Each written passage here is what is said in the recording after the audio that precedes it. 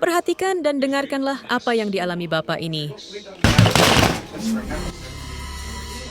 Ketika sedang menonton TV, ia mendengar ada sesuatu yang jatuh di dalam rumahnya, entah seperti buku atau barang yang lainnya.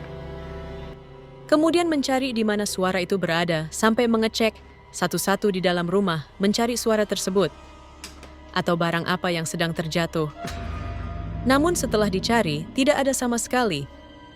Lantas sambil berpikir dengan duduk lagi, apa sebenarnya suara tadi di dalam benaknya, dan kejadian pun terulang lagi hingga lari ketakutan. Apa kalian juga pernah mengalami hal yang sama seperti ini?